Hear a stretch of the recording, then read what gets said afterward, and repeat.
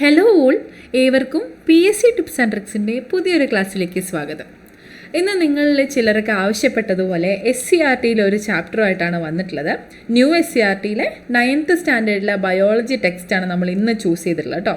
ഇത് നോക്കൂ, ഇവിടെ രണ്ടാമത്തെ ചാപ്റ്ററാണ് നമ്മൾ ഇന്ന് പഠിക്കാനായിട്ട് പോകുന്നത്. ദഹനവും പോഷക സംവഹനവും എന്ന ഈ ഒരു രണ്ടാമത്തെ ചാപ്റ്ററാണ് ഇന്ന് നമ്മൾ പഠിക്കാനായിട്ട് പോകുന്നത്. ഓക്കെ, ക്ലാസ് തുടങ്ങുന്നതിന് മുന്നേ ആയിട്ട് നമ്മൾ ടെലിഗ്രാം ചാനലിൻ്റെ കാര്യം ഒന്ന് ഓർമ്മിപ്പിക്കുകയാണ്.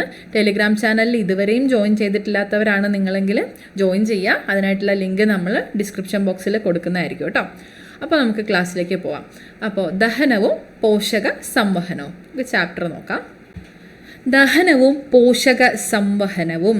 ഓക്കെ, ഇതിലെന്തൊക്കെയാണ് ഉൾപ്പെടുത്തിയിട്ടുള്ളതെന്ന് ഇവിടെ കൊടുത്തിട്ടുണ്ട്. നോക്കൂ, ദഹന വ്യവസ്ഥ, ദഹനം, പോഷകാകിരണം, വില്ലിസിൻ്റെ ഘടന, രക്തത്തിൻ്റെ ഘടന, ഹൃദയം, ഹൃദയാരോഗ്യം, സസ്യങ്ങളിലെ സംവഹനം. നമുക്കറിയാമല്ലേ, PSCയിൽ ഇപ്പോൾ ഒരുപാട് ചോദ്യങ്ങൾ ഇതുമായി ബന്ധപ്പെട്ട് വരുന്നുണ്ട്. ഈ ചാപ്റ്ററിൽ നിന്ന് തന്നെ ധാരാളം ചോദ്യങ്ങൾ വരുന്നുണ്ട്. അപ്പോൾ നമ്മൾ ഈ ചാപ്റ്റർ പഠിച്ചിരിക്കേണ്ടത് അത്രയും ഇമ്പോർട്ടൻ്റ് ആയിട്ടുള്ളൊരു കാര്യമാണ്. നമുക്ക് ഓരോന്നായിട്ട് നോക്കാം കേട്ടോ. അപ്പോൾ സ്കൂൾ ഉച്ചഭക്ഷണ പദ്ധതിയുമായി ബന്ധപ്പെട്ട് നൽകിയ ചിത്രം ശ്രദ്ധിച്ചല്ലോ. നിങ്ങളുടെ ആരോഗ്യം ഉറപ്പുവരുത്തുന്നത് പോഷക സമൃദ്ധമായ ഭക്ഷണമാണല്ലോ. നിങ്ങളുടെ ഉച്ചഭക്ഷണത്തിൽ എന്തൊക്കെ വിഭവങ്ങളാണ് ഉൾപ്പെടുത്തിയിരിക്കുന്നത്? ലിസ്റ്റ് ചെയ്യൂ. അതാണ് ഇവിടെ കൊടുത്തിട്ടുള്ളത് കേട്ടോ.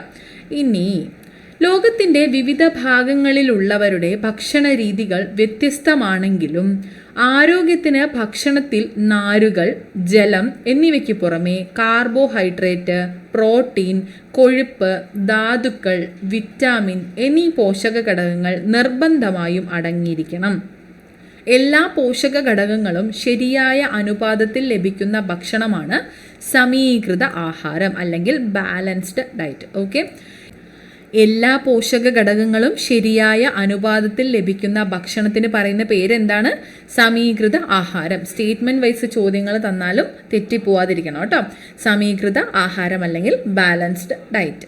ഓക്കെ, ഇനി ഫുഡ് പ്ലേറ്റ് നോക്കാം. എങ്ങനെയാണ് കൊടുത്തിരിക്കുന്നത് നോക്കൂ. വളർച്ചാഘട്ടത്തിലുള്ളവർ സമീകൃതാഹാരം കഴിക്കേണ്ടത് അനിവാര്യമാണ്. പച്ചക്കറികൾ, പഴങ്ങൾ, ധാന്യങ്ങൾ, പാലും പാലുൽപ്പന്നങ്ങളും, പയറുവർഗ്ഗങ്ങൾ അല്ലെങ്കിൽ മാംസം എന്നിവയാണ് ഭക്ഷണത്തിൽ ഉൾപ്പെടുത്തേണ്ടത്. പഴങ്ങളിലും പച്ചക്കറികളിലും ധാരാളം വിറ്റാമിനുകൾ, ധാതുക്കൾ, മറ്റു പോഷക ഘടകങ്ങൾ, നാരുകൾ എന്നിവ അടങ്ങിയിരിക്കുന്നു. ആരോഗ്യകരമായ ജീവിതത്തിന് ഫുഡ് പ്ലേറ്റ് എന്ന സങ്കല്പം സഹായകമാണ്.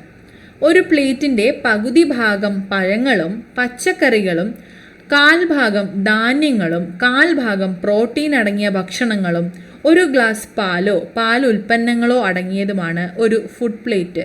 ഓക്കെ, എന്തൊക്കെയാണ്? ഒരു പ്ലേറ്റിൻ്റെ പകുതി ഭാഗം പഴങ്ങളും പച്ചക്കറികളും, കാൽഭാഗം ധാന്യങ്ങളും, കാൽഭാഗം പ്രോട്ടീൻ അടങ്ങിയ ഭക്ഷണങ്ങളും, ഒരു ഗ്ലാസ് പാലോ പാലുൽപ്പന്നങ്ങളോ അടങ്ങിയതാണ് ഒരു ഫുഡ് പ്ലേറ്റ്. ജങ്ക് ഫുഡിൻ്റെ ഉപയോഗം ഇന്ന് കുട്ടികളിൽ കൂടി വരുന്നുണ്ട്. ഇത്തരം ഭക്ഷണങ്ങളിൽ കലോറി കൂടുതലും പോഷകമൂല്യം കുറവുമാണ്. ഇത് പോഷകക്കുറവിന് കാരണമാകുകയും മറ്റ് ആരോഗ്യ പ്രശ്നങ്ങൾ ഉണ്ടാകുകയും ചെയ്യുന്നു.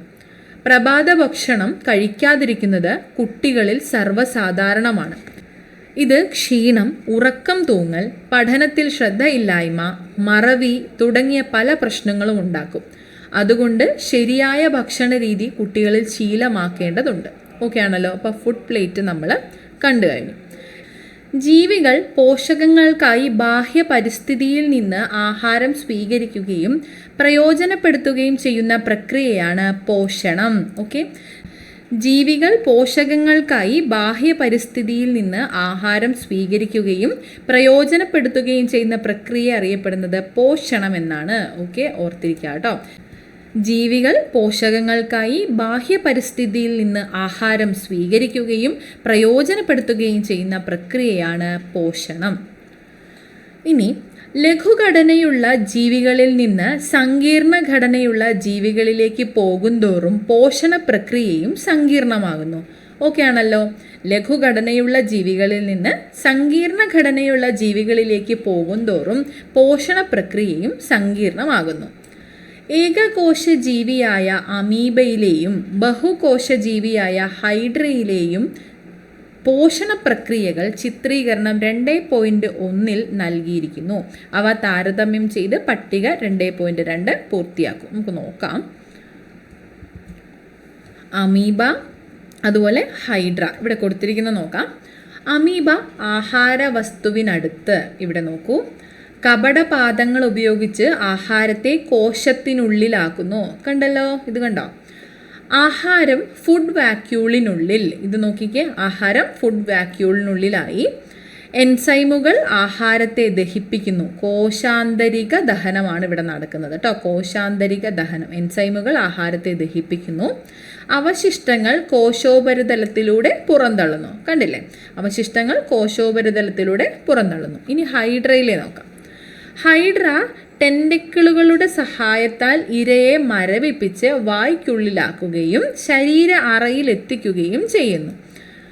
അതിനുശേഷം ശരീര അറയുടെ ഉൾഭിത്തിയിലെ കോശങ്ങൾ ഉൽപ്പാദിപ്പിക്കുന്ന എൻസൈമുകളുടെ പ്രവർത്തനത്താൽ ശരീര അറയിൽ വച്ച് ദഹനം ആരംഭിക്കുന്നു. ഇത് കോശബാഹ്യ ദഹനമാണ്. നമ്മളിവിടെ അമീബയുടെ കാര്യം പറഞ്ഞു കോശാന്തരിക ദഹനമെന്നും ഹൈഡ്രയിൽ കോശബാഹ്യ ദഹനവുമാണ് നടക്കുന്നത് കേട്ടോ. കോശത്തിനുള്ളിലെത്തുന്ന ഭാഗികമായി ദഹിച്ച ഘടകങ്ങളെ ഫുഡ് വാക്യൂളിലെ എൻസൈമുകൾ പൂർണ്ണമായും ദഹിപ്പിക്കുന്നു. അപ്പോഴാണ് ഇവിടെ കോശാന്തരിക ദഹനം നടക്കുന്നത് കേട്ടോ. ആദ്യം കോശബാഹ്യ ദഹനം നടക്കുന്നു ഹൈഡ്രയിൽ. അതിനുശേഷം കോശത്തിനുള്ളിലെത്തുന്ന ഭാഗികമായി ദഹിച്ച ഘടകങ്ങളെ ഫുഡ് വാക്യൂളിലെ എൻസൈമുകൾ പൂർണ്ണമായും ദഹിപ്പിക്കുന്നു. അതിനുശേഷം അവശിഷ്ടങ്ങൾ വായിലൂടെ പുറന്തള്ളുന്നു. ഓക്കെ ആണല്ലോ. അപ്പോൾ രണ്ടിലും ഡിഫറൻസ് കണ്ടില്ലേ? അപ്പോൾ അതാണ് ഇവിടെ എഴുതാനായിട്ട് പറഞ്ഞിട്ടുള്ളത് കേട്ടോ. ഓക്കെ, അടുത്തത് ഏകകോശ ജീവിയായ അമീബയിൽ നിന്ന് ലഘുഘടനയുള്ള ബഹുകോശ ജീവിയായ ഹൈഡ്രയിലേക്ക് എത്തുമ്പോൾ കോശാന്തരിക ദഹനത്തിന് പുറമെ കോശബാഹ്യ ദഹനം കൂടെ നടക്കുന്നതായി മനസ്സിലായല്ലോ. ഏകകോശ ജീവിയായ അമീബയിൽ നിന്ന് ലഘുഘടനയുള്ള ബഹുകോശ ജീവിയായ ഹൈഡ്രയിലേക്ക് എത്തുമ്പോൾ കോശാന്തരിക ദഹനത്തിന് ഇൻട്രാസെല്ലുലാർ ഡൈജഷന് പുറമെ കോശബാഹ്യ ദഹനം എക്സ്ട്രാ സെല്ലുലാർ ഡൈജഷൻ കൂടി നടക്കുന്നതായി മനസ്സിലായല്ലോ. ബഹുകോശ ജീവികളിൽ പോഷകാവശ്യങ്ങൾ നിറവേറ്റുന്നതിന് ദഹന വ്യവസ്ഥയിലും ദഹന പ്രക്രിയയിലും നിരവധി വൈവിധ്യങ്ങളും സങ്കീർണതകളും ഉൾപ്പെട്ടിരിക്കുന്നു. ഓക്കെ, ബഹുകോശ ജീവികളിൽ പോഷകാവശ്യങ്ങൾ നിറവേറ്റുന്നതിന് ദഹന വ്യവസ്ഥയിലും ദഹന പ്രക്രിയയിലും നിരവധി വൈവിധ്യങ്ങളും സങ്കീർണതകളും ഉൾപ്പെട്ടിരിക്കുന്നു. വൈവിധ്യമാർന്ന ഭക്ഷ്യവസ്തുക്കളാണ് മനുഷ്യൻ ആഹാരമാക്കുന്നത്. ഇവയുടെ ദഹനം എപ്രകാരമാണ് നടക്കുന്നത്? ഇവിടെ നോക്കൂ, ചിത്രീകരണം 2.2 വിശകലനം ചെയ്ത് നിഗമനം രൂപീകരിക്കാം. ഡൈജഷൻ, ദഹനം. ഓക്കെ, സങ്കീർണമായ ആഹാര ഘടകങ്ങളെ ആഗിരണത്തിനായി ലഘുഘടകങ്ങളാക്കി മാറ്റുന്ന പ്രക്രിയയാണ് ദഹനം അല്ലെങ്കിൽ ഡൈജഷൻ എന്നറിയപ്പെടുന്നത്. സങ്കീർണമായ ആഹാര ഘടകങ്ങളെ ആഗിരണത്തിനായി ലഘുഘടകങ്ങളാക്കുന്ന പ്രക്രിയ അറിയപ്പെടുന്ന പേരെന്താണ്? സ്റ്റേറ്റ്മെന്റ് വൈസ് ചോദിച്ചേക്കാം. അതാണ് ദഹനം. ഓക്കെ, ദഹനം 2 തരത്തിലാണ്. ഒന്ന് മെക്കാനിക്കൽ ഡൈജഷൻ, യാന്ത്രിക ദഹനം. 2 കെമിക്കൽ ഡൈജഷൻ, രാസിക ദഹനം. യാന്ത്രിക ദഹനവും രാസിക ദഹനവും. യാന്ത്രിക ദഹനം നോക്കാം. ആഹാരത്തെ ചെറുകണികകളാക്കി മാറ്റുന്നു. പല്ലുകൾ ആഹാരത്തെ ചവച്ചരയ്ക്കുന്നതിലൂടെയും ആമാശയത്തിലെയും ചെറുകുടലിലെയും പേശികളുടെ ശക്തമായ സങ്കോചങ്ങളിലൂടെയും ഇത് സാധ്യമാകുന്നു. ആഹാരത്തെ ചെറുകണികകളാക്കി മാറ്റുന്നു. പല്ലുകൾ ആഹാരത്തെ ചവച്ചരയ്ക്കുന്നതിലൂടെയും ആമാശയത്തിലെയും ചെറുകുടലിലെയും പേശികളുടെ ശക്തമായ സങ്കോചങ്ങളിലൂടെയും ഇത് സാധ്യമാകുന്നു. അതാണ് യാന്ത്രിക ദഹനം. ഇനി രാസിക ദഹനം നോക്കുകയാണെങ്കിൽ ദഹനരസങ്ങളിലെ എൻസൈമുകളുടെ പ്രവർത്തനത്താൽ സങ്കീർണമായ പോഷക ഘടകങ്ങൾ ആഗിരണയോഗ്യമായ ലഘുഘടകങ്ങളായി മാറുന്നു. ദഹനരസങ്ങളിലെ എൻസൈമുകളുടെ പ്രവർത്തനത്താൽ സങ്കീർണമായ പോഷക ഘടകങ്ങൾ ആഗിരണയോഗ്യമായിട്ടുള്ള ലഘുഘടകങ്ങളായി മാറുന്ന പ്രക്രിയയാണ് രാസിക ദഹനം. രാസിക ദഹനം. അയവിറക്കലിനു പിന്നിൽ. ഓക്കെ, നോക്കാം. വിശ്രമിക്കുമ്പോഴും പശുക്കൾ തുടർച്ചയായി ചവയ്ക്കുന്നത് നിങ്ങൾ ശ്രദ്ധിച്ചിട്ടില്ലേ? ഇവയുടെ ആമാശയത്തിന് 4 അറകളുണ്ട്. ഇവയുടെ ആമാശയത്തിന് 4 അറകളുണ്ട്. Rumen, reticulum, omasum, abomasum. Rumen, reticulum, omasum, abomasum. ഇവിടെ നോക്കൂ, rumen, reticulum, omasum, abomasum. Okay, എന്നിവയാണ് ഈ 4 അറകൾ. ആഹാരത്തിലെ സെല്ലുലോസ്, ഹെമി സെല്ലുലോസ് മുതലായ ഘടകങ്ങളെ റൂമനിലും റെറ്റിക്കുലത്തിലുമുള്ള സൂക്ഷ്മജീവികൾ ദഹിപ്പിക്കുന്ന എൻസൈമുകൾ വിഘടിപ്പിക്കുന്നു. റൂമനിൽ താൽക്കാലികമായി സംഭരിക്കുന്ന ഈ ആഹാരം തിരികെ വായിലെത്തി വീണ്ടും ചവച്ചരയ്ക്കപ്പെടുന്നതോടെ ദഹന പ്രക്രിയ കൂടുതൽ കാര്യക്ഷമമാകുന്നു. ഓക്കെ, അതുകൊണ്ടാണ് ഈ ഒരു അയവിറക്കൽ ഉണ്ടാകുന്നത്. ഓക്കെ, ഇനി ഇവിടെ നോക്കാം. വായ്, മൗത്ത്. പല്ലുകൾ ആഹാരത്തെ കടിച്ചു മുറിക്കാനും ചവച്ചരയ്ക്കാനും സഹായിക്കുന്നു. പല്ലുകൾ ആഹാരത്തെ കടിച്ചു മുറിക്കാനും ചവച്ചരയ്ക്കാനും സഹായിക്കുന്നു. ചവച്ചരയ്ക്കൽ പ്രക്രിയയെ നാക്ക്, ഉമിനീർ എന്നിവ സഹായിക്കുന്നു. വിവിധ തരം പല്ലുകളും അവയുടെ ധർമ്മവും നിങ്ങൾ മനസ്സിലാക്കിയിട്ടുണ്ടല്ലോ. ബാഹ്യഘടനയിൽ വ്യത്യാസമുണ്ടെങ്കിലും ആന്തരഘടനയിൽ പല്ലുകൾക്ക് സാമ്യതകളുമുണ്ട്. ഓക്കെ, അപ്പോൾ പല്ലിൻ്റെ ഘടനയാണ് ഇന്ന് നമ്മൾ പഠിക്കാനായിട്ട് പോകുന്നത്. ഇവിടെ നോക്കൂ, പല്ലിൻ്റെ ഘടന: 1 enamel, 2 dentine, 3 pulp cavity, 4 cementum. ദന്തമകുടം ഇവിടെ വരുന്നുണ്ട്, പിക്ചർ നോക്കണേ. ദന്തമകുടം, ദന്തകളം, ദന്തമൂലം. ഓക്കെ, ഇങ്ങനെ 3ആയിട്ടാണ് ഡിവൈഡ് ചെയ്തിട്ടുള്ളത്. ഇനി പല്ലിൻ്റെ ഘടന നോക്കുകയാണെങ്കിൽ ഇനാമൽ. ഓക്കെ, മനുഷ്യ ശരീരത്തിലെ ഏറ്റവും കാഠിന്യമുള്ള പദാർത്ഥം ഏതാണ്? അത് ഇനാമലാണ്. ഇനാമൽ. പല്ലിൻ്റെ പുറം കവചം നിർജീവമാണ്. ഇനാമൽ എന്ന് പറയുന്നത് കേട്ടോ. ഇനാമൽ നിർജീവമാണ്. പല്ലിൻ്റെ പുറം കവചമാണ് ഇനാമൽ. മനുഷ്യ ശരീരത്തിലെ ഏറ്റവും കാഠിന്യമുള്ള പദാർത്ഥവും ഇനാമലാണ്. ഇനി ഡെൻഡൈൻ. പല്ല് നിർമ്മിച്ചിരിക്കുന്ന ജീവനുള്ള കലയാണ് ഡെൻഡൈൻ. പല്ല് നിർമ്മിച്ചിരിക്കുന്ന ജീവനുള്ള കല അറിയപ്പെടുന്നത് ഡെൻഡൈൻ എന്നാണ്. ഡെൻഡൈൻ എല്ലാം തന്നെ സ്റ്റേറ്റ്മെൻ്റ് ആയിട്ട് ചോദിക്കാനുള്ള സാധ്യതയുണ്ട്. കൃത്യമായി പഠിച്ചിരിക്കുക കേട്ടോ, തെറ്റിപ്പോവല്ലേ. അടുത്തത് പൾപ്പ് ക്യാവിറ്റി. നോക്കൂ, ഇതാണ് പൾപ്പ് ക്യാവിറ്റി. പല്ലിൻ്റെ ഏറ്റവും ആന്തരഭാഗമാണ് പൾപ്പ് ക്യാവിറ്റി. പൾപ്പ് എന്ന മൃദുവായ യോജക കല കാണപ്പെടുന്ന ഭാഗം ഏതാണ്? അതും പൾപ്പ് ക്യാവിറ്റിയാണ്. പൾപ്പ് എന്ന മൃദുവായ യോജക കല കാണപ്പെടുന്നു. രക്തക്കുഴലുകൾ, നാഡികൾ, ഒഡെൻഡോബ്ലാസ്റ്റ് കോശങ്ങൾ, ഒഡെൻഡോബ്ലാസ്റ്റ് സെൽസ് എന്നിവ കാണപ്പെടുന്നതും പൾപ്പ് ക്യാവിറ്റിയിലാണ്. രക്തക്കുഴലുകൾ, നാഡികൾ, ഒഡെൻഡോബ്ലാസ്റ്റ് കോശങ്ങൾ എന്നിവ കാണപ്പെടുന്നത് പൾപ്പ് ക്യാവിറ്റിയിലാണ്. പല്ലിൻ്റെ ഏറ്റവും ആന്തരഭാഗമാണ് പൾപ്പ് ക്യാവിറ്റി. പൾപ്പ് എന്ന മൃദുവായ യോജക കല കാണപ്പെടുന്ന ഭാഗം പൾപ്പ് ക്യാവിറ്റി. രക്തക്കുഴലുകൾ, നാഡികൾ, ഒഡെൻഡോബ്ലാസ്റ്റ് കോശങ്ങൾ എന്നിവ കാണപ്പെടുന്നതും പൾപ്പ് ക്യാവിറ്റിയിലാണ്. ഓക്കെ, അടുത്തത് സിമൻറ്റം. പല്ലിനെ മോണയിൽ ഉറപ്പിച്ചു നിർത്തുന്ന കാൽസ്യം അടങ്ങിയ യോജക കല. പല്ലിനെ മോണയിൽ ഉറപ്പിച്ചു നിർത്തുന്ന കാൽസ്യം അടങ്ങിയ യോജക കല ഏതാണ്? അതാണ് സിമൻറ്റം. ഓക്കെ ആണല്ലോ. അപ്പോൾ നമ്മൾ ഇനാമൽ കണ്ടു, ഡെൻഡൈൻ കണ്ടു, പൾപ്പ് ക്യാവിറ്റി കണ്ടു, സിമൻറ്റം കണ്ടു. കൃത്യമായി ഓർത്തിരിക്കുക കേട്ടോ. അടുത്തത് ആമാശയം. ആമാശയ പേശികളുടെ ശക്തമായ പെരിസ്റ്റാൾസിസ് ആഹാരത്തെ കുഴമ്പ് രൂപത്തിലാക്കുന്നു. ആമാശയത്തിൻ്റെ അവസാന ഭാഗത്തുള്ള പ്രത്യേകതരം വലിയ പേശി ആഹാരത്തെ മതിയായ സമയം ആമാശയത്തിൽ നിലനിർത്തുന്നു. ഓക്കെ, പെരിസ്റ്റാൾസിസ് പ്രക്രിയയാണ്. ഇത് കണ്ടോ, ഒന്ന് ചുരുങ്ങുന്നു, പിന്നെ ഒന്ന് നിവരുന്നു. അതാണ് ഇവിടെ തുടർന്ന് വരുന്നത്. ഓക്കെ, ഇത് വലിയ പേശി. ഓക്കെ, എന്താണ് നമ്മൾ പറഞ്ഞത്? ആമാശയ പേശികളുടെ ശക്തമായ പെരിസ്റ്റാൾസിസ്. ഇത് കണ്ടോ, ചുരുങ്ങുന്നു, അതിനുശേഷം അത് പൂർവ്വസ്ഥിതി പ്രാപിക്കുന്നു.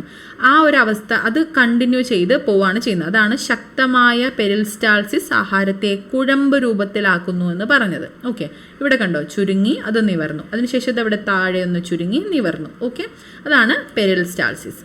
ഇനി ആമാശയത്തിൻ്റെ അവസാന ഭാഗത്തുള്ള പ്രത്യേകതരം വലയപേശി. ഇത് നോക്കി, ഇതിവിടെ കൊടുത്തിട്ടുണ്ട്. വലയപേശി ആഹാരത്തെ മതിയായ സമയം ആമാശയത്തിൽ നിലനിർത്തുന്നു. ഓക്കെ, അപ്പോൾ ആമാശയം നമ്മൾ കണ്ടു കഴിഞ്ഞു. അടുത്തത് ചെറുകുടൽ, സ്മോൾ ഇൻറ്റെസ്റ്റൈൻ. ചെറുകുടലിൽ നടക്കുന്ന പെരിസ്റ്റാൾസിസ്, സെഗ്മെൻറ്റേഷൻ തുടങ്ങിയ യാന്ത്രിക പ്രവർത്തനങ്ങൾ ആഹാരത്തിൻ്റെ സഞ്ചാരം സുഗമമാകുന്നതിനും ആഹാരത്തെ ദഹനരസവുമായി കലർത്തുന്നതിനും സഹായിക്കുന്നു. ചെറുകുടലിൽ നടക്കുന്ന പെരിസ്റ്റാൾസിസ് നമ്മൾ നേരത്തെ കണ്ടു, ചുരുങ്ങുന്നു, നിവരുന്നത്, ഇങ്ങനെ മൂവ് ചെയ്യുമ്പോഴുള്ള പ്രവർത്തനമാണ്. അതിനുശേഷം സെഗ്മെൻറ്റേഷൻ കണ്ടോ, ചെറിയ ചെറിയ ഘടകങ്ങളാക്കി മാറ്റുന്ന പ്രക്രിയ. ഇവയെല്ലാം തന്നെ യാന്ത്രിക പ്രവർത്തനങ്ങളാണ്. ഇത് ആഹാരത്തിൻ്റെ സഞ്ചാരം സുഗമമാക്കുന്നതിനും ആഹാരത്തെ ദഹനരസവുമായി കലർത്തുന്നതിനും സഹായിക്കുന്നു. അത് നടക്കുന്നത് എവിടെയാണ്? ചെറുകുടലിലാണ്. ഓക്കെ, ചെറുകുടലിലാണ്. ഇനി സ്വാലോയിങ് ആണ്, വിഴുങ്ങൽ. ഓക്കെ, വിഴുങ്ങുമ്പോൾ ആഹാരം എന്തുകൊണ്ടാണ് ശ്വാസനാളത്തിലേക്ക് പ്രവേശിക്കാത്തത്? ഒരു സംശയം ഇവിടെ വന്നു, നമുക്ക് നോക്കാം. എപ്പിഗ്ലോട്ടിസ്, ചെറുനാക്ക് എന്നിവയുടെ സ്ഥാനവും പ്രവർത്തനവും തിരിച്ചറിഞ്ഞ് വിഴുങ്ങൽ പ്രക്രിയയെപ്പറ്റി ധാരണ കൈവരിക്കൂ. ഇവിടെ കൊടുത്തിട്ടുണ്ട്, നമുക്ക് നോക്കാം. ഭക്ഷണം, ഇത് നാക്ക്, അണ്ണാക്ക്, ചെറുനാക്ക്, ഗ്രസനി, എപ്പിഗ്ലോട്ടിസ്, അന്നനാളം, ശ്വാസനാളം. അപ്പോൾ വഴി തെറ്റാതെ ആഹാരം താഴെ എത്തണം. നമുക്ക് നോക്കാം. നാക്ക് ആഹാരത്തെ അണ്ണാക്കിൻ്റെ സഹായത്തോടെ അമർത്തി ഉരുളകളാക്കുന്നു. നോക്കൂ, ഇവിടെ നോക്കൂ, ഭക്ഷണം, നാക്ക്, ഇത് കണ്ടോ, ചെറുനാക്ക്, ഇവിടെ ചെറുനാക്ക്, ഇവിടെ അണ്ണാക്ക് വരുന്നുണ്ട്. അപ്പോൾ ഇവിടെ പറഞ്ഞിരിക്കുന്നത് നോക്കാം. നാക്ക് ആഹാരത്തെ അണ്ണാക്കിൻ്റെ സഹായത്തോടെ അമർത്തി ഉരുളകളാക്കുന്നു. അതിനുശേഷം ഗ്രസനിയിലേക്ക് തുറക്കുന്ന നാസാഗഹ്വരത്തെ ചെറുനാക്ക് അടയ്ക്കുന്നു. ഓക്കെ, അതാണ് ഇവിടെ സംഭവിക്കുന്നത്. നാക്കിൻ്റെ പിൻഭാഗം ആഹാരത്തെ എപ്പിഗ്ലോട്ടിസിന് മുകളിലൂടെ അന്നനാളത്തിലേക്ക് കടത്തിവിടുന്നു. നാക്കിൻ്റെ പിൻഭാഗം ആഹാരത്തെ എപ്പിഗ്ലോട്ടിസിന് മുകളിലൂടെ അന്നനാളത്തിലേക്ക് കടത്തിവിടുന്നു. ശ്വാസനാളം മുകളിലേക്ക് ഉയർന്ന് എപ്പിഗ്ലോട്ടിസ് കൊണ്ട് അടയ്ക്കുന്നു. അതുകൊണ്ടാണ് ഭക്ഷണം കഴിക്കുമ്പോൾ ആഹാരം ശ്വസനനാളത്തിലേക്ക് പ്രവേശിക്കാത്തത്. മനസ്സിലായോ? നോക്കൂ, നാക്കിൻ്റെ പിൻഭാഗം ആഹാരത്തെ എപ്പിഗ്ലോട്ടിസിന് മുകളിലൂടെ അന്നനാളത്തിലേക്ക് കടത്തിവിടുന്നു. എന്ന് കണ്ടോ, ഇവിടെ ഇങ്ങനെ എപ്പിഗ്ലോട്ടിസിൻ്റെ ഇതിങ്ങനെ മാറുമ്പോൾ അന്നനാളത്തിലേക്ക് കടത്തിവിടുന്നു ഭക്ഷണത്തെ. ശ്വാസനാളം മുകളിലോട്ട് ഉയർന്ന് എപ്പിഗ്ലോസ് കൊണ്ട് അടയ്ക്കുന്നു. ഇതിവിടെ ഇങ്ങനെ അടഞ്ഞിരിക്കും. ഓക്കെ, ശ്വാസനാളം അടഞ്ഞു, അപ്പോൾ ഭക്ഷണം കൃത്യമായി തന്നെ പോകും. അപ്പോൾ ഇനി നമുക്ക് ദഹന വ്യവസ്ഥയെക്കുറിച്ച് കൂടുതൽ വിശദമായി തന്നെ പഠിക്കാം. നോക്കാം. ഒന്നാമത് വായ അല്ലെങ്കിൽ മൗത്ത്. ഉമിനീർ ഗ്രന്ഥി ഉൽപ്പാദിപ്പിക്കുന്ന ഉമിനീരിലെ സലൈവറി അമിലേസിൻ്റെ സഹായത്തോടെ അന്നജത്തിൻ്റെ ദഹനം ആരംഭിക്കുന്നു. ഉമിനീർ ഗ്രന്ഥി ഉൽപ്പാദിപ്പിക്കുന്ന ഉമിനീരിലെ സലൈവറി അമിലേസിൻ്റെ സഹായത്തോടെ അന്നജത്തിൻ്റെ ദഹനം ആരംഭിക്കുന്നത് എവിടെ നിന്നാണ്? മൗത്തിൽ നിന്നാണ്, വായിൽ നിന്നാണ് കേട്ടോ. അടുത്തത് അന്നനാളമാണ്. അന്നനാളം ഈസോഫാഗസ്. പെരിസ്റ്റാൾസിസ് ആഹാരത്തെ ആമാശയത്തിലെത്തിക്കുന്നു. പെരിസ്റ്റാൾസിസ് പ്രക്രിയയിലൂടെ ആഹാരത്തെ ആമാശയത്തിലെത്തിക്കുന്നത് അന്നനാളമാണ്, ഈസോഫാഗസ് എന്ന അന്നനാളം. ഓക്കെ, അടുത്തത് ആമാശയം. ഇത് കണ്ടോ, ആമാശയ ഗ്രന്ഥികൾ ഉൽപ്പാദിപ്പിക്കുന്ന ആമാശയ രസത്തിലെ ഹൈഡ്രോക്ലോറിക് ആസിഡ് ആഹാരത്തിലെ രോഗാണുക്കളെ നശിപ്പിക്കുന്നു, pH ക്രമീകരിക്കുന്നു. ഇതിലെ എൻസൈമുകളായ പെപ്സിൻ പ്രോട്ടീനുകളെ ഭാഗികമായി ദഹിപ്പിക്കുന്നു. ലിപ്പേസുകൾ കൊഴുപ്പിൻ്റെ ദഹനത്തെ സഹായിക്കുന്നു. ശ്ലേഷ്മം ദഹനരസങ്ങളുടെ പ്രവർത്തനത്തിൽ നിന്ന് ആമാശയ ഭിത്തിയെ സംരക്ഷിക്കുന്നു. ഓക്കെ, ആമാശയം, സ്റ്റൊമക്കാണ് നമ്മൾ നോക്കുന്നത്.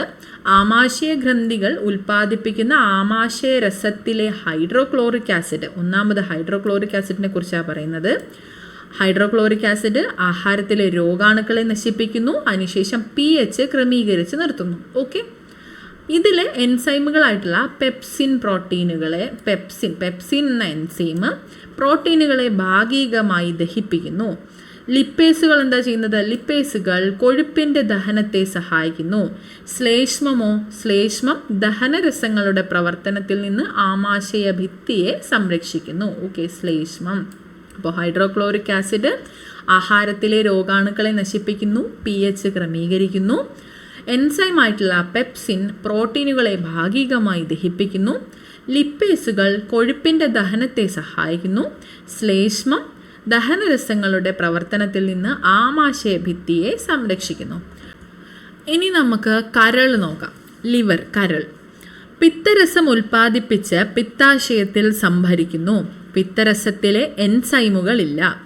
ഇത് പക്വാശയത്തിലെത്തി കൊഴുപ്പിനെ ചെറുകണികകളാക്കുകയും pH ക്രമീകരിക്കുകയും ചെയ്യുന്നു. അപ്പോൾ ഇവിടെ ഇത് രണ്ടും തമ്മിൽ തിരിഞ്ഞു പോവാതെ തെറ്റിപ്പോവാതെ നോക്കണം. സ്റ്റേറ്റ്മെൻറ്റുകളായിട്ട് വരുമ്പോൾ ഇത് തെറ്റിപ്പോവരുത് കേട്ടോ. കരള് എന്താണ് നോക്കാം. പിത്തരസം ഉൽപ്പാദിപ്പിച്ച് പിത്താശയത്തിൽ സംഭരിക്കുന്നു. പിത്തരസത്തിൽ എൻസൈമുകളില്ല. പിത്തരസത്തിൽ എൻസൈമുകളില്ല, ഓർത്തിരിക്കുക. പിത്തരസത്തിൽ എൻസൈമുകളില്ല. ഇത് പക്വാശയത്തിലെത്തി കൊഴുപ്പിനെ ചെറുകണികകളാക്കുകയും pH ക്രമീകരിക്കുകയും ചെയ്യുന്നു. ഓക്കെ, കരളിന്റെ പ്രവർത്തനം മനസ്സിലായല്ലോ. ഇനി പാൻക്രിയാസ്. പാൻക്രിയാസ് ഇതാണ് കരള്, നമ്മൾ കണ്ടു. ഇനി പാൻക്രിയാസ് ആണ് നമ്മൾ നോക്കുന്നത്. ഇത് കണ്ടോ, ഇതാണ് പാൻക്രിയാസ്. പാൻക്രിയാറ്റിക് ജ്യൂസ് ഉൽപ്പാദിപ്പിക്കുന്നു. പാൻക്രിയാസ് പാൻക്രിയാറ്റിക് ജ്യൂസ് ഉൽപ്പാദിപ്പിക്കുന്നു. ഇത് പക്വാശയത്തിലെത്തി ദഹനത്തെ സഹായിക്കുന്നു. ഇതിലെ പാൻക്രിയാറ്റിക് അമിലേസ് അന്നജത്തെ ഭാഗികമായി ദഹിപ്പിക്കുന്നു. ട്രിപ്സിൻ പ്രോട്ടീനുകളെ ഭാഗികമായി ദഹിപ്പിക്കുന്നു. ലിപ്പേസുകൾ കൊഴുപ്പിനെ പൂർണ്ണമായും ദഹിപ്പിച്ച് ഫാറ്റി ആസിഡും ഗ്ലിസറോളും ആക്കുന്നു. പാൻക്രിയാസ് പാൻക്രിയാറ്റിക് ജ്യൂസ് ഉൽപ്പാദിപ്പിക്കുന്നു. ഇത് പക്വാശയത്തിലെത്തി ദഹനത്തെ സഹായിക്കുന്നു. ഇതിലെ പാൻക്രിയാറ്റിക് അമിലേസ് അന്നജത്തെ ഭാഗികമായി ദഹിപ്പിക്കുന്നു. ഇതിലെ ട്രിപ്സിൻ പ്രോട്ടീനുകളെ ഭാഗികമായി ദഹിപ്പിക്കുന്നു. ലിപ്പേസുകൾ കൊഴുപ്പിനെ പൂർണ്ണമായും ദഹിപ്പിച്ച് ഫാറ്റി ആസിഡും ഗ്ലിസറോളും ആക്കുന്നു. ഫാറ്റി ആസിഡും ഗ്ലിസറോളുമാക്കി മാറ്റുന്നു. ഓക്കെ ആണല്ലോ. അപ്പോൾ പാൻക്രിയാസും നമ്മൾ പഠിച്ചു കഴിഞ്ഞു. ഇനി ചെറുകുടൽ നോക്കാം. ചെറുകുടൽ, സ്മോൾ ഇൻറ്റസ്റ്റൈൻ. കരൾ, പാൻക്രിയാസ് എന്നിവ ഉൽപ്പാദിപ്പിക്കുന്ന ദഹനരസങ്ങൾ ചെറുകുടലിലെത്തി ദഹനത്തെ സഹായിക്കുന്നു. ചെറുകുടൽ ഉൽപ്പാദിപ്പിക്കുന്ന ഇൻറ്റസ്റ്റൈനൽ ജ്യൂസിലെ വിവിധ കാർബോഹൈഡ്രേറ്റ്സുകൾ സങ്കീർണ കാർബോഹൈഡ്രേറ്റുകളെ ലഘുഘടകങ്ങളായ ഗ്ലൂക്കോസ്, ഫ്രാക്ടോസ്, ഗാലക്ടോസ് എന്നിവയാക്കുന്നു. ചെറുകുടൽ ഉൽപ്പാദിപ്പിക്കുന്ന ഇൻറ്റസ്റ്റൈനൽ ജ്യൂസിലെ വിവിധ കാർബോഹൈഡ്രേറ്റ്സുകൾ സങ്കീർണ കാർബോഹൈഡ്രേറ്റുകളെ ലഘുഘടകങ്ങളായ ഗ്ലൂക്കോസ്, ഫ്രാക്ടോസ്, ഗാലക്ടോസ് എന്നിവയാക്കി മാറ്റുന്നു. ഗ്ലൂക്കോസ്, ഫ്രാക്ടോസ്, ഗാലക്ടോസ് എന്നിവയാക്കി മാറ്റുന്നു. പ്രോട്ടിയേസുകൾ പ്രോട്ടീനുകളെ അമിനോ ആസിഡുകളാക്കുന്നു. പ്രോട്ടിയേസുകൾ പ്രോട്ടീനുകളെ അമിനോ ആസിഡുകളാക്കുന്നു. ലഘു പോഷക ഘടകങ്ങൾ, ജലം, വിറ്റാമിനുകൾ, ധാതുക്കൾ എന്നിവയുടെ ആഗിരണം പൂർണ്ണമായും ചെറുകുടലിൽ വെച്ച് നടക്കുന്നു.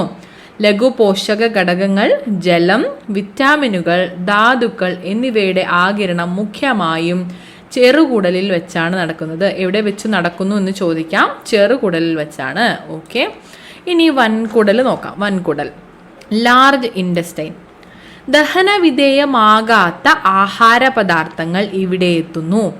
അവശേഷിക്കുന്ന ജലവും ലവണങ്ങളും ആഗിരണം ചെയ്യുന്നത് വൻകുടലിൽ വെച്ചാണ്. അവശേഷിക്കുന്ന ജലവും ലവണങ്ങളും ആഗിരണം ചെയ്യുന്നത് വൻകുടലിൽ വെച്ചാണ്. ഇവിടെയുള്ള ചില ബാക്ടീരിയകൾ vitamin K, vitamin B complex എന്നിവ ഉൽപ്പാദിപ്പിക്കുന്നു. ദഹനാവശിഷ്ടത്തെ മലാശയത്തിലേക്ക് എത്തിച്ച് മലദ്വാരത്തിലൂടെ പുറന്തള്ളുന്നു. ദഹനവിധേയമാകാത്ത ആഹാര പദാർത്ഥങ്ങൾ വൻകുടലിൽ എത്തുന്നു. അവശേഷിക്കുന്ന ജലവും ലവണങ്ങളും ആഗിരണം ചെയ്യുന്നത് വൻകുടലിൽ വെച്ചാണ്. ഇവിടെയുള്ള ചില ബാക്ടീരിയകൾ വിറ്റാമിൻ കെ, ബി കോംപ്ലക്സ് എന്നിവ ഉൽപ്പാദിപ്പിക്കുന്നു. ദഹനാവശിഷ്ടത്തെ മലാശയത്തിലേക്ക് എത്തിച്ച് മലദ്വാരത്തിലൂടെ പുറന്തള്ളുന്നു. ഓക്കെ, അപ്പോൾ നമ്മൾ ദഹന വ്യവസ്ഥ മൊത്തമായിട്ടും കണ്ടു കഴിഞ്ഞു. അടുത്തത് നോക്കാം. മനുഷ്യനിൽ പൂർണ്ണമായും കോശബാഹ്യദഹനമാണ് നടക്കുന്നത്. കോശബാഹ്യദഹനമാണ് മനുഷ്യനിൽ പൂർണ്ണമായും ഏത് തരം ദഹനമാണ്? കോശബാഹ്യദഹനമാണ് കേട്ടോ. ചെറുകുടലിൽ വെച്ച് ദഹനം പൂർണ്ണമാവുകയും ലഘുഘടകങ്ങളുടെ ആഗിരണം മുഖ്യമായും നടക്കുകയും ചെയ്യുന്നു. ചെറുകുടലിൽ ഇതിനാവശ്യമായ ഘടനാപരമായ പ്രത്യേകതകൾ എന്തെല്ലാമാണ്? ഓക്കെ, നമുക്കത് നോക്കാം കേട്ടോ. ലഘുപോഷകങ്ങളുടെ ആഗിരണം 6 മീറ്ററോളം നീളമുള്ളതും 2.5 സെന്റിമീറ്ററോളം വ്യാസമുള്ളതും നീണ്ടു ചുരുണ്ടതും പേശി നിർമ്മിതവുമാണ് ചെറുകുടൽ. 6 മീറ്ററോളം നീളമുള്ളതും 2.5 സെന്റിമീറ്ററോളം വ്യാസമുള്ളതും നീണ്ടു ചുരുണ്ടതും പേശി നിർമ്മിതവുമാണ് ചെറുകുടൽ. ഓക്കെ, ഇതിൻ്റെ ആദ്യ ഭാഗമാണ് പക്വാശയം. ചെറുകുടലിൻ്റെ ആദ്യ ഭാഗമാണ് പക്വാശയം. ചെറുകുടലിൻ്റെ സവിശേഷ ഘടന ദഹനത്തിനും ആഗിരണ പ്രക്രിയയ്ക്കും ഏറെ സഹായകമാണ്. ഉൾഭിത്തിയിലുടനീളം വിരൽ പോലുള്ള ഭാഗങ്ങൾ കാണപ്പെടുന്നു. ഇവയാണ് വില്ലസുകൾ. ഉൾഭിത്തിയിലുടനീളം, ചെറുകുടലിൻ്റെ ഉൾഭിത്തിയിലുടനീളം വിരൽ പോലുള്ള ഭാഗങ്ങൾ കാണപ്പെടുന്നു. ഇവയാണ് വില്ലസുകൾ. ഇവ ചെറുകുടലിലെ ആഗിരണ പ്രതല വിസ്തീർണം അനേകം മടങ്ങ് വർദ്ധിപ്പിക്കുന്നു. വില്ലസിൻ്റെ ഘടന ആഗിരണ പ്രക്രിയയ്ക്ക് എത്രമാത്രം അനുയോജ്യമാണ്? ചിത്രീകരണം 2.6 സൂചകങ്ങൾക്കനുസരിച്ച് വിശകലനം ചെയ്ത് കുറിപ്പ് തയ്യാറാക്കൂ. നമുക്കിവിടെ കൊടുത്തിരിക്കുന്ന ചെറുകുടലിൻ്റെ ഉൾഭാഗം, ഇത് കണ്ടോ, വിരൽ പോലുള്ള ഭാഗങ്ങൾ, ഇതാണ് വില്ലസുകൾ എന്ന് പറയുന്നത് കേട്ടോ. നമുക്ക് വില്ലസിനെ കുറിച്ച് നോക്കാം. നോക്കൂ, വില്ലസ്, ഇത് കണ്ടോ, വിരൽ പോലുള്ള ഭാഗം.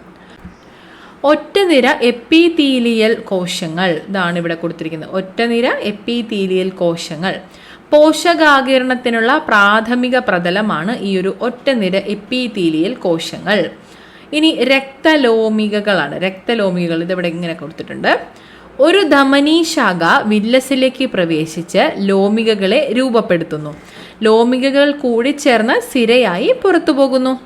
Glucose, fructose, galactose, amino acid എന്നിവയെ ആഗിരണം ചെയ്യുന്നു. ഇതാണ് രക്തലോമികകളുടെ പ്രവർത്തനം. എന്താണ്?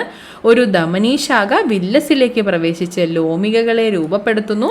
ലോമികകൾ കൂടിച്ചേർന്ന് സിരയായിട്ട് പുറത്തു പോകുന്നു. ഗ്ലൂക്കോസ്, ഫ്രാക്ടോസ്, ഗാലക്ടോസ്, അമിനോ ആസിഡുകൾ എന്നിവയെ ആഗിരണം ചെയ്യുന്നു. ഇനിയുള്ളത് ലാക്ടിയൽ ആണ്. ലാക്ടിയൽ ഇതിവിടെ കൊടുത്തിട്ടുണ്ട്, കണ്ടോ, ഇതാണ് ലാക്ടിയൽ. ലിംഫുവാഹിയുടെ ശാഖയാണ് ലാക്ടിയൽ. ലിംഫുവാഹിയുടെ ശാഖ എന്താണ്? അത് ലാക്ടിയൽ ആണ്. ഇതിലെ ലിംഫിലേക്ക് ഫാറ്റി ആസിഡ്, ഗ്ലിസറോൾ എന്നിവയെ ആഗിരണം ചെയ്യുന്നത് ലാക്ടിയൽ ആണ്.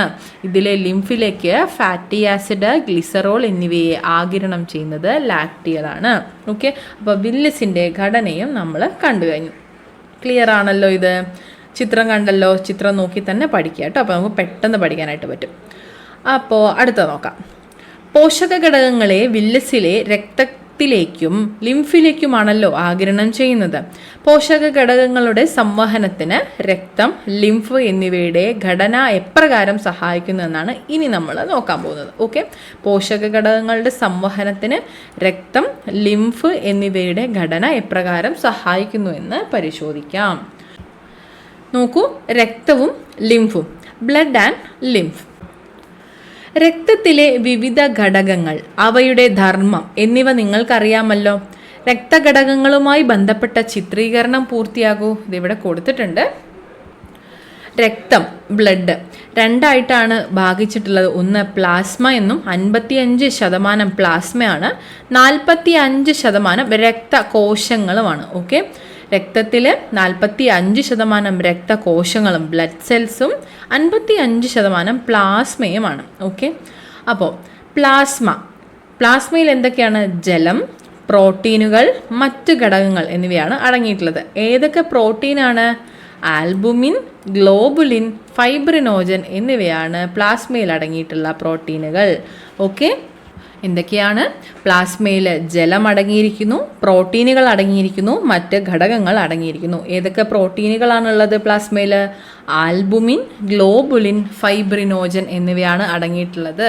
PSC ചോദിച്ചിട്ടുണ്ട് കേട്ടോ, ഓർത്തിരിക്കുക. ആൽബുമിൻ, ഗ്ലോബുലിൻ, ഫൈബ്രിനോജൻ എന്നീ പ്രോട്ടീനുകൾ പ്ലാസ്മയിൽ അടങ്ങിയിരിക്കുന്നു. ഇനി രക്തകോശങ്ങൾ നോക്കാം. ചുവന്ന രക്തകോശങ്ങൾ, റെഡ് ബ്ലഡ് സെൽസ്. ഓക്കെ, അപ്പോൾ എന്താണ് ചുവന്ന രക്തകോശങ്ങൾ? ശരീരത്തിലെ ഓരോ കോശത്തിനും ആവശ്യമായിട്ടുള്ള ഓക്സിജൻ എത്തിക്കുന്ന പ്രധാന വാഹകരാണ് ഈ ചുവന്ന രക്തകോശങ്ങൾ അല്ലെങ്കിൽ റെഡ് ബ്ലഡ് സെൽസ്. ഓക്കെ, ശരീരത്തിലെ ഓരോ കോശത്തിനും ആവശ്യമായിട്ടുള്ള ഓക്സിജൻ എത്തിക്കുന്ന വാഹകരാണ് ചുവന്ന രക്തകോശങ്ങൾ. ഇനി വെളുത്ത രക്തകോശങ്ങൾ അല്ലെങ്കിൽ വൈറ്റ് ബ്ലഡ് സെൽസ്. വെളുത്ത രക്തകോശങ്ങൾ ശരീരത്തിൻ്റെ സൈന്യം എന്നറിയപ്പെടുന്ന കോശങ്ങളാണ് കേട്ടോ. അപ്പോൾ ശരീരത്തിൻ്റെ സൈന്യം എന്നറിയപ്പെടുന്ന വെളുത്ത രക്തകോശങ്ങൾ അണുബാധകളിൽ നിന്ന് നമ്മെ സംരക്ഷിക്കുന്നതിൽ നിർണായക പങ്ക് വഹിക്കുന്ന കോശങ്ങളാണ് കേട്ടോ. ചുവന്ന രക്തകോശങ്ങൾ പോലെ തന്നെ ഓക്സിജൻ വഹിക്കുന്നത് പോലെ, ചുവന്ന രക്തകോശങ്ങൾ ഓക്സിജൻ വഹിക്കുന്നത് പോലെ വെളുത്ത രക്തകോശങ്ങൾ നമ്മുടെ ശരീരത്തെ രോഗകാരികളായ സൂക്ഷ്മാണുക്കളിൽ നിന്ന് സംരക്ഷിക്കുന്നു. ഓക്കെ, അപ്പോൾ വെളുത്ത രക്തകോശങ്ങൾ നമ്മൾ പഠിച്ചല്ലോ. ഇനി പ്ലേറ്റ്ലെറ്റ്സ്, രക്തം കട്ട പിടിക്കുന്നതിന് സഹായിക്കുന്നവയാണ് പ്ലേറ്റ്ലെറ്റുകൾ. രക്തം കട്ട പിടിക്കുന്നതിന് സഹായിക്കുന്നു. അപ്പോൾ നമ്മൾ രക്തത്തിലെ ഘടകങ്ങളും കണ്ടു കഴിഞ്ഞു. ക്ലിയർ ആണല്ലോ ഇത്?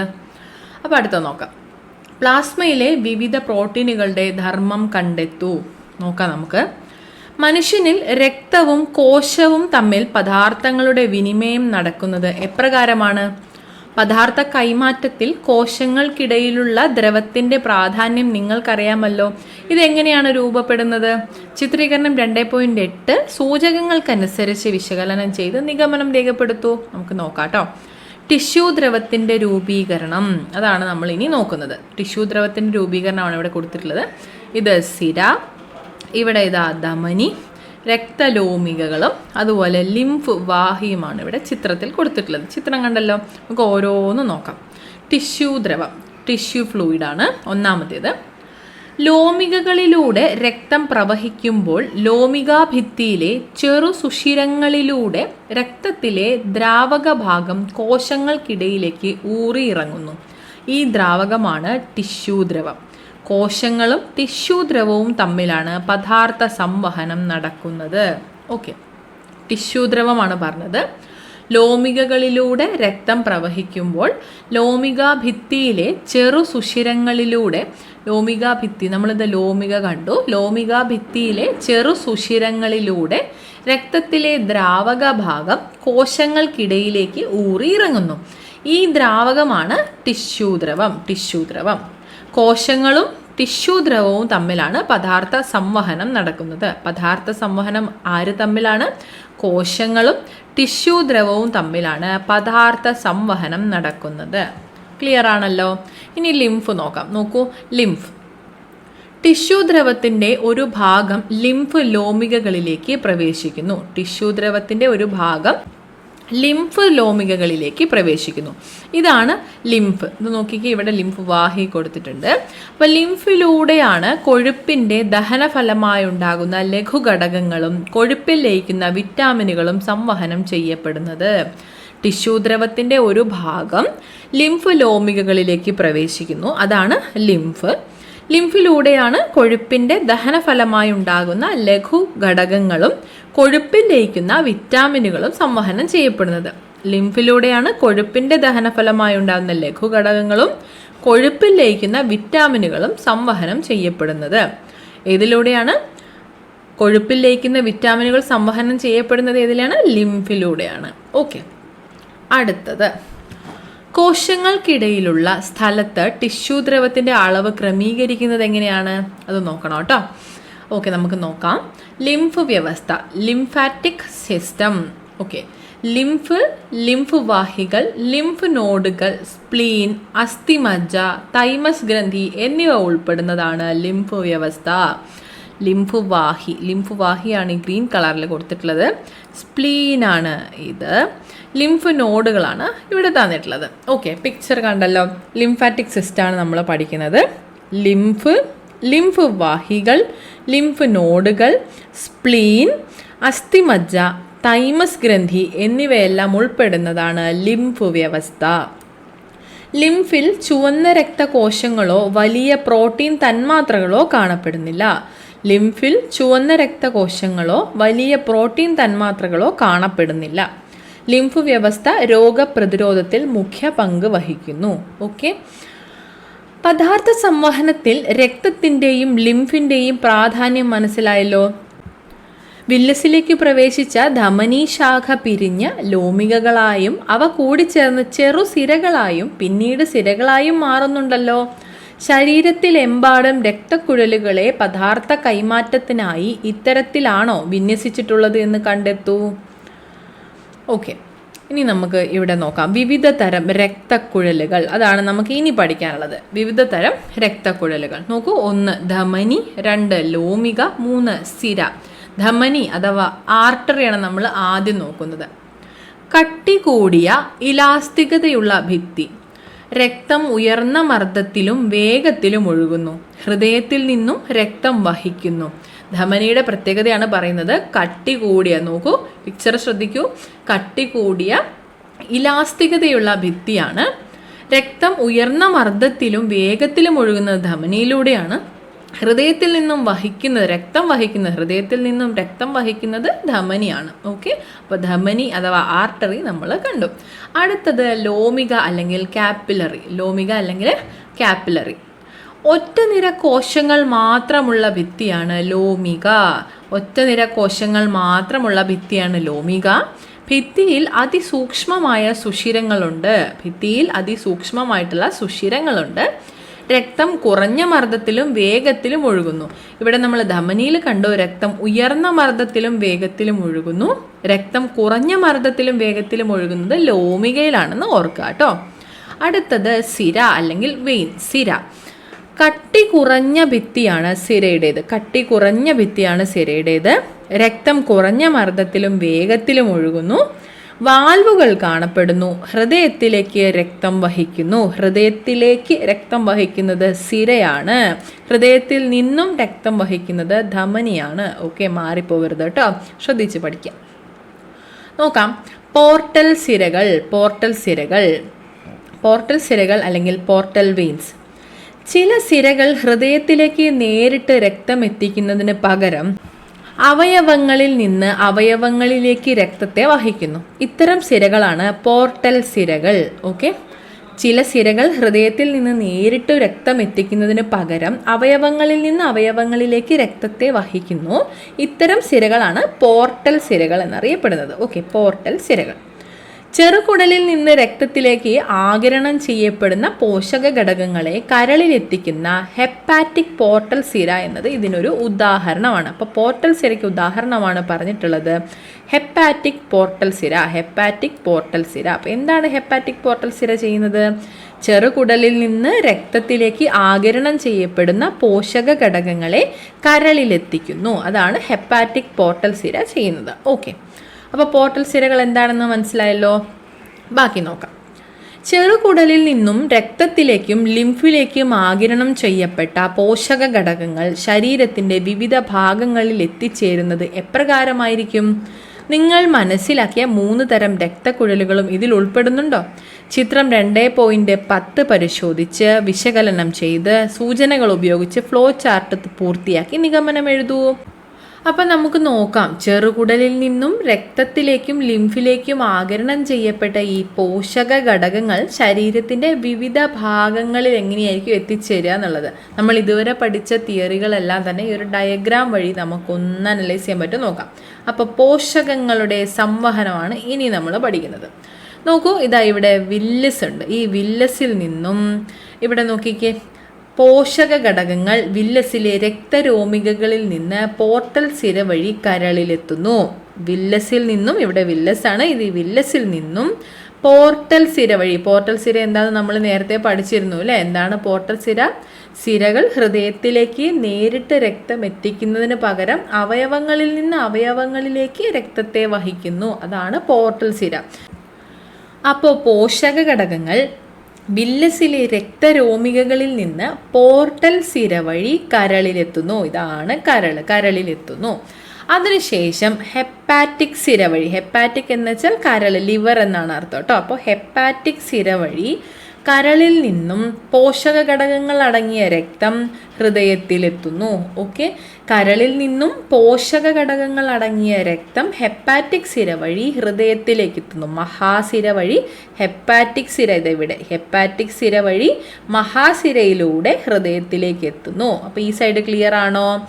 എന്താ നമ്മൾ പറഞ്ഞത്? പോഷക ഘടകങ്ങൾ വില്ലസിലെ രക്തലോമികകളിൽ നിന്ന് പോർട്ടൽ സിര വഴി കരളിലെത്തുന്നു.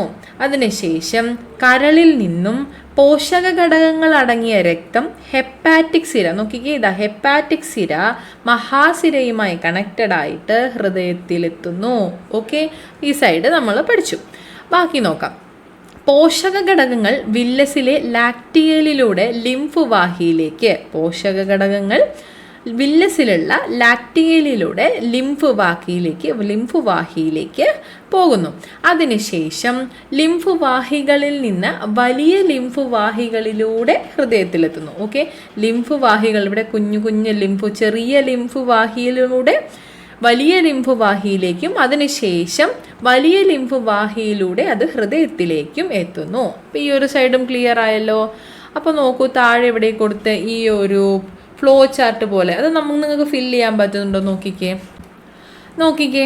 നമ്മൾ നേരത്തെ പറഞ്ഞു രക്തലോമികകളിൽ ഗ്ലൂക്കോസ്, ഫ്രാക്ടോസ്, ഗാലക്ടോസ്, അമിനോ ആസിഡുകൾ എന്നിവ ആഗിരണം ചെയ്യുന്നു എന്ന് നമ്മൾ പറഞ്ഞു. ഓക്കെ, അതിനുശേഷം നമ്മൾ പറഞ്ഞു ലാക്ടിയലിൽ ലിംഫ് വാഹിയുടെ ശാഖയാണ് ലാക്ടിയൽ. ഈ ലാക്ടിയൽ ഫാറ്റി ആസിഡ്, ഗ്ലിസറോൾ എന്നിവയെ ആഗിരണം ചെയ്യുന്നു എന്ന് പറഞ്ഞു. അപ്പോൾ ഇവിടെ ഈ ഒരു ഡയഗ്രാം ഒന്നും കൂടി ശ്രദ്ധിക്കൂ. ഇവിടെ നമ്മൾ പോഷക ഘടകങ്ങൾ വില്ലസിലെ ലാക്ടിയലിലൂടെ ചെറു ലിംഫ് വാഹിയിലേക്ക് കടക്കുന്നു. അത് ഏതൊക്കെയാണ്? അത് ഫാറ്റി ആസിഡും ഗ്ലിസറോളുമാണ്. അതുപോലെ ഈ ഒരു സൈഡ് നോക്കൂ, പോഷക ഘടകങ്ങൾ വില്ലസിലെ രക്തരോമികകളിൽ നിന്ന് പോർട്ടൽ സിര വഴി കരളിലെത്തുന്നു. അത് ഗ്ലൂക്കോസും അമിനോ ആസിഡുമാണ്. ഗ്ലൂക്കോസ്, ഫ്രക്ടോസ്, ഗാലക്ടോസ്, അമിനോ ആസിഡുകൾ എന്നിവയാണ് ആഗിരണം ചെയ്യുന്നത് രക്തലോമികകൾ. ഓക്കെ, അപ്പോൾ ഇനി ഇതൊന്ന് ഫില്ല് ചെയ്യാൻ ശ്രദ്ധിക്കുകയാണെങ്കിൽ നോക്കിക്കേ, ഗ്ലൂക്കോസ്. അപ്പോൾ ഗ്ലൂക്കോസ് മാത്രമല്ല, പിന്നെ എന്താണ് ഇവിടെ പറഞ്ഞത്? നമ്മൾ അമിനോ ആസിഡ് എന്ന് പറഞ്ഞു. അമിനോ ആസിഡും അതുപോലെ ഗ്ലൂക്കോസും വില്ലസിലെ രക്തലോമികയിലേക്ക് എത്തുന്നു. അതിനുശേഷം കരളിലേക്ക് എങ്ങനെയാണ് പോകുന്നത്? പോർട്ടൽ സിര വഴിയാണ്. പോർട്ടൽ സിര, അപ്പോൾ ഇവിടെ പോർട്ടൽ സിരയാണ് വരുന്നത്. പോർട്ടൽ സിര വഴി കരളിലെത്തുന്നു. കരളിൽ നിന്ന് മഹാസിരയിലേക്ക് എത്തുന്നത് എന്ത് വഴിയാണ്? നമ്മൾ കണ്ടതാണ്, ഹെപ്പാറ്റിക് സിര. അപ്പോൾ ഇവിടെ ഹെപ്പാറ്റിക് സിരയാണ്. നിങ്ങൾക്ക് ആ ഡയഗ്രാം നോക്കാതെ ഫില്ല് ചെയ്യാൻ പറ്റുകയാണെങ്കിൽ അത്രയും നല്ലത് കേട്ടോ. ഓക്കെ, അപ്പോൾ നോക്കുക, ഒരു സൈഡ് നമ്മൾ കംപ്ലീറ്റ് ചെയ്തു. നെക്സ്റ്റ് സൈഡ് നമ്മൾ പറഞ്ഞു ലാക്ടിയലുമായി ബന്ധപ്പെട്ടത് എന്തൊക്കെയാണ്? ഫാറ്റി ആസിഡും ഗ്ലിസറോളുമാണ്. ഫാറ്റി ആസിഡും ഗ്ലിസറോളും എവിടെ എത്തുന്നു? ലാക്ടിയലിൽ എത്തുന്നു. ലാക്ടിയലിൽ നിന്ന് ചെറു ലിംഫ് വാഹി വഴി വലിയ ലിംഫ് വാഹി വഴി മഹാസിരയിൽ. അപ്പോൾ നമ്മളിവിടെ എന്താ പറയുന്നത്? ലിംഫ് വാഹി. ഓക്കെ, ലിംഫ് വാഹി വഴി മഹാസിരയിലെത്തുന്നു. അതിനുശേഷം ഹൃദയത്തിലെത്തുന്നു. പിന്നീട് ശരീരത്തിൻ്റെ വിവിധ ഭാഗങ്ങളിൽ എത്തുന്നു. അപ്പം നിങ്ങൾക്ക് മനസ്സിലായോ പോഷക ഘടകങ്ങളുടെ സംവഹനം എപ്രകാരമാണ് നമ്മുടെ ശരീരത്തിൽ നടക്കുന്നതെന്ന്? ക്ലിയർ ആണല്ലോ. അപ്പോൾ ഇത്രയും കാര്യങ്ങളാണ് ഇന്നത്തെ ക്ലാസ്സിൽ നമ്മൾ ഉൾപ്പെടുത്താനായിട്ട് ഉദ്ദേശിച്ചിട്ടുള്ളത്. എല്ലാവർക്കും ക്ലിയർ ആയി എന്ന് വിശ്വസിക്കുന്നു.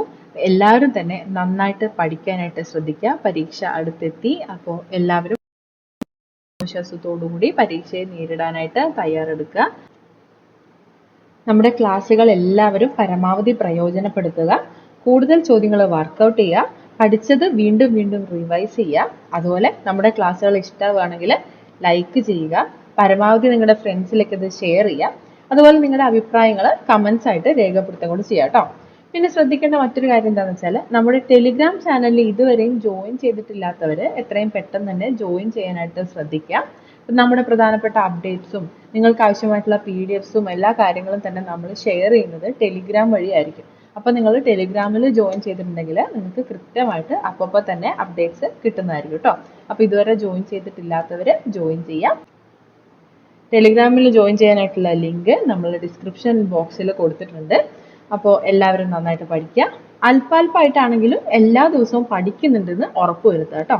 അപ്പോൾ എല്ലാവർക്കും താങ്ക് യു സോ മച്ച്.